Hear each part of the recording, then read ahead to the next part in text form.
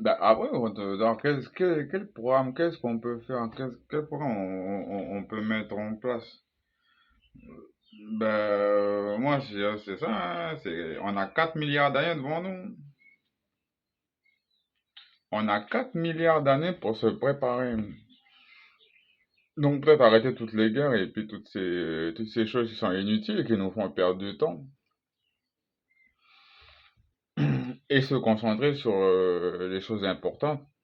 Donc, développer notre savoir, hein, développer nos équipements pour pouvoir essayer d'anticiper cette catastrophe, l'apocalypse. Dans 4 milliards d'années,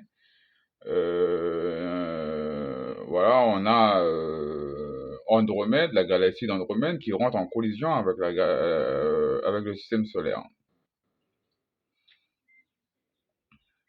Là, on sera plus là, c'est vrai, mais si on peut commencer à lancer les choses vis-à-vis de nos ressources, on a nos ressources, des ressources naturelles qui sont à notre disposition. Est-ce qu'avec ces ressources, on va pouvoir vivre 4 milliards d'années? Et arriver à l'échéance de ces 4 milliards d'années, est-ce que nous aurons assez de ressources pour pouvoir anticiper la catastrophe, éviter l'extinction de l'espèce humaine?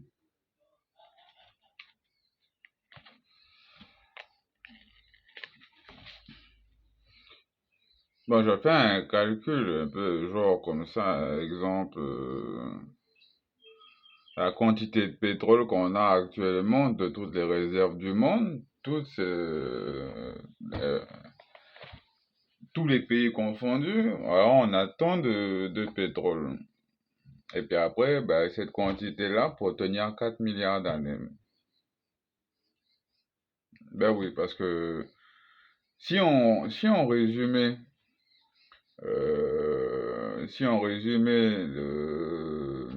le parcours de l'homme par rapport à l'âge de la Terre, et si on devait le représenter sur euh, une année de 365 jours et de bon nombre d'heures et de minutes, l'histoire de l'homme ne représenterait que la dernière, qu'une minute, qu'une minute sur l'année. Donc il a fallu quand même il a fallu euh, tout euh, un sacré bon nombre de temps en fait pour cette planète s'enrichisse. Voilà, on va pas revenir enfin, sur les explications de comment est formé le charbon, comment le pétrole, comment se transforme le pétrole. Ou bien même après, bon, là, on arrive avec des diamants synthétiques, on a pu, mais bon, voilà, c'est tout un processus qui demande du temps, un processus long pour, euh, pour cette richesse exploitable. Bon, comment on peut faire Alors, j'ai cette problématique enfin, cette peur d'être en manque de ressources. Est-ce nos ressources seront-elles éternelles? Qu'on n'aurait pas besoin de s'inquiéter d'une rupture de stock. C'est aussi anticiper sur les enjeux qui arrivent. Alors là, l'objectif actuel, là, c'est le réchauffement climatique. Le réchauffement climatique, il faudrait vite trouver un accord, mais il faudrait qu'on puisse emboîter le pas maintenant, faut pas qu'on le fasse à la dernière minute, ouais, mais l'échéance c'est 2050. Donc là, on est en 2023. L'année prochaine, c'est 2024. Donc il va nous rester 26 ans encore.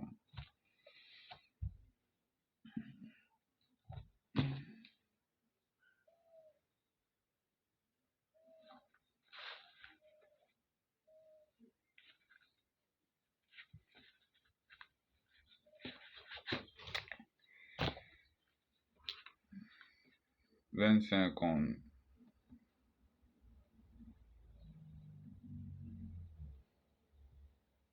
Ça passe vite, hein?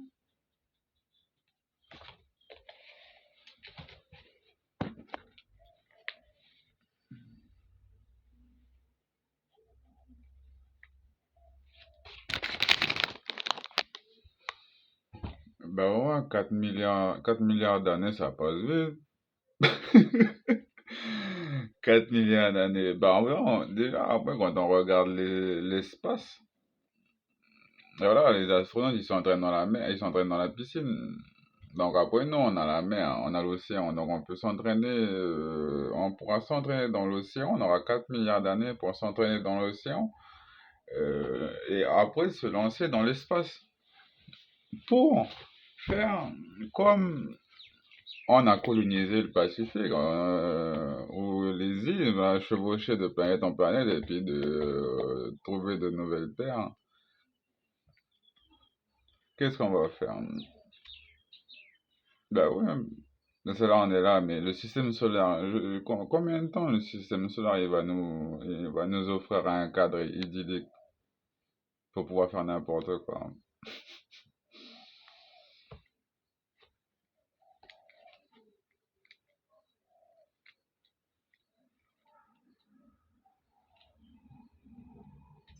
Sinon, on aurait 4 milliards d'années devant nous, ce serait pour se préparer à sauver l'espèce humaine, parce que si le système solaire n'existe plus, si le soleil disparaît,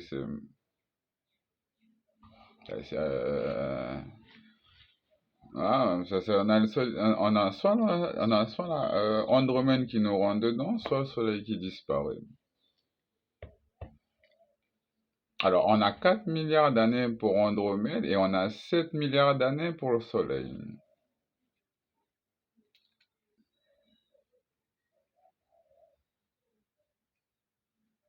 Andromède, c'est la galaxie la plus proche, hein. Ouais, 200 années-lumière, un truc comme ça.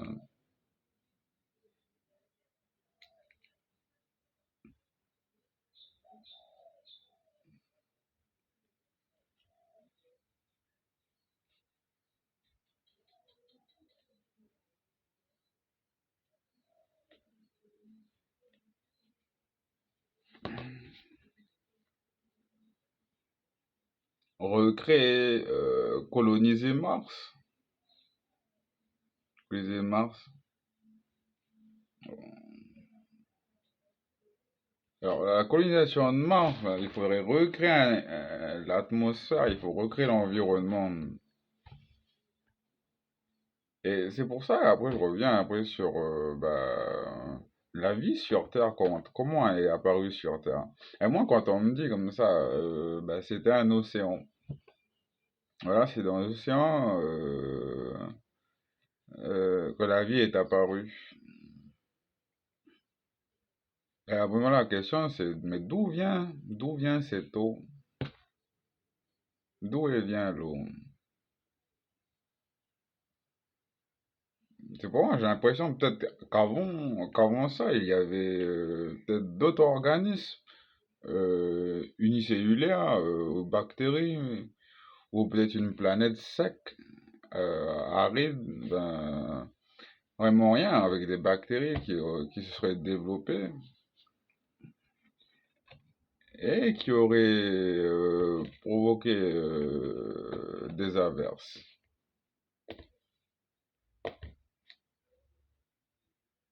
Là, la plus vieille trace de micro-organismes on remonte là, c'est 3 milliards, 4 milliards d'années, hein.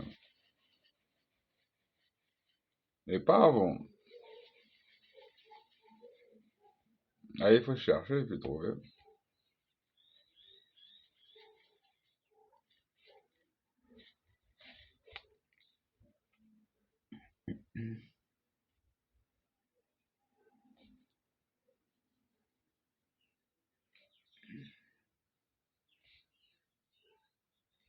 Eh bien, oui, la chimie, la physique, c'est un peu comme être magicien aussi. Ah, si je regarde la vie de tous les jours, en fait, tout le temps, chaque seconde. Le monde, en fait, chaque jour est étincelle. Parce que tout partout, ce sont des petites étincelles qui illuminent nos journées.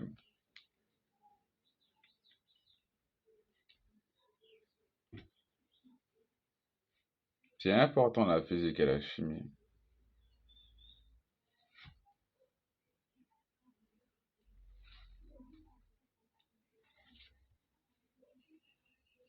La géographie et l'histoire aussi.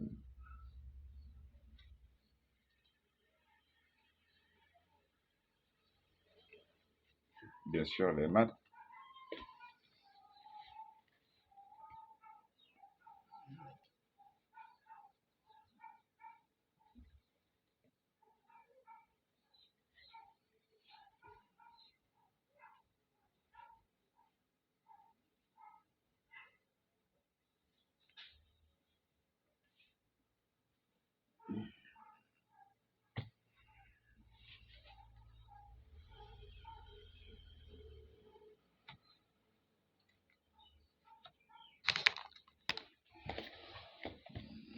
Et vraiment, si on regarde si on fait abstraction de toutes ces frontières et toutes ces barrières qui nous différencient, et qu'on revenait au principe un peu de l'homme, voilà, nous sommes tous des humains,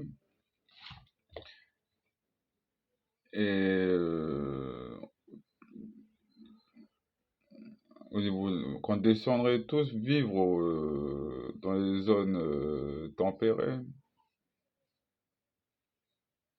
Et non, c'est vrai, parce que là, je regarde le réchauffement climatique, là, c'est vrai que l'hiver, il faut le chauffage, ou sinon il faut bien s'habiller, bien se couvrir.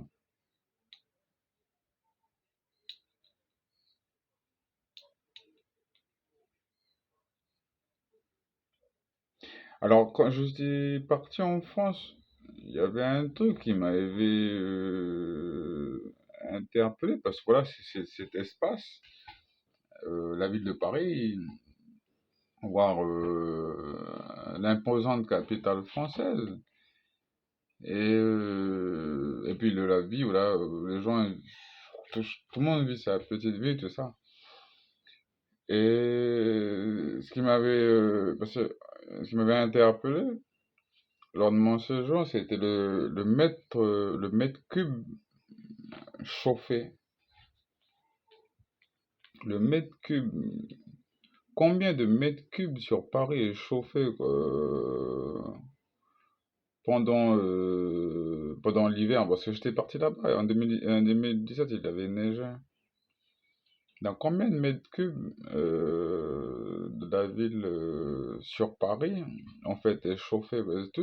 Parce que cet espace, ce mètre cube, quand même, c'est un espace euh, hein, qui va être occupé par de l'air chaud. Et même quand on regarde aussi, ça après, bon, c'est comment on peut essayer de voir ça? C'est même quand il y avait eu le Covid-19, hein, les consommations d'énergie ont complètement chuté. Tout a chuté. On s'était réduit au strict minimum. Du coup, les gens travaillaient à la maison, et les bureaux, ils n'étaient plus utilisés, ça. Donc ça a libéré beaucoup d'espace avec le télétravail. Euh,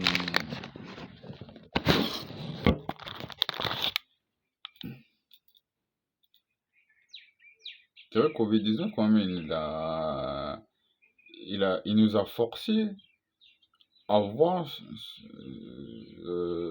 qu'on n'aurait pas pu le faire, qu'on n'aurait pas pu voir avec avec le virus.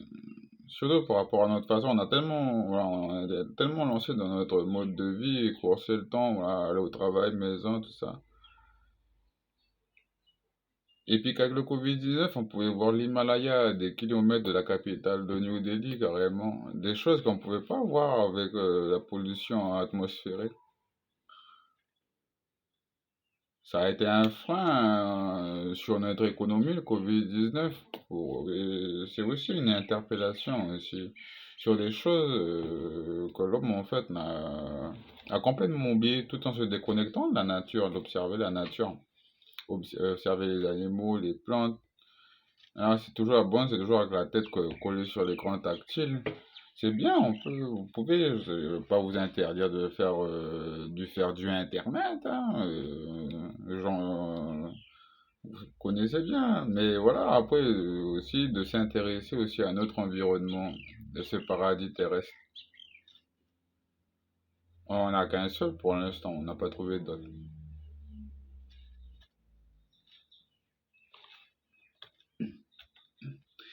Et avec le Covid-19, de nous remettre en question sur notre façon de faire, notre façon de consommer, notre façon de penser, notre économie.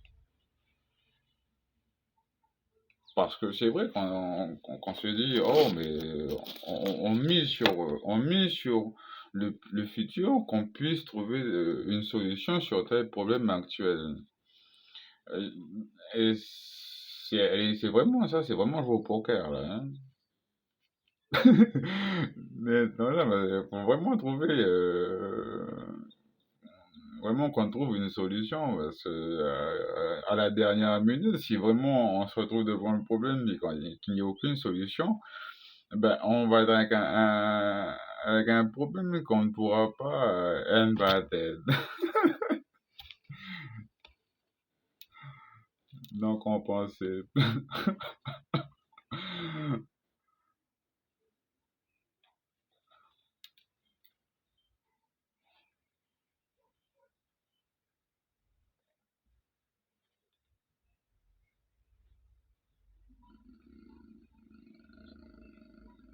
Oui, ouais, je sais pas si la pollution c'est comme ça tout le temps au-dessus de l'Europe. Parce que, à mon retour, revenir ici en Nouvelle-Calédonie, on va survoler l'Europe et traverser un nuage de pollution, parce que j'avais aussi un moment, ça a été lancé, un avis de pollution qui a été lancé, mais c'est que c'était impressionnant. Alors après, je pense que ça doit être, quand je suis passé de la troposphère à la mésosphère, il y a un écart au niveau de la pollution,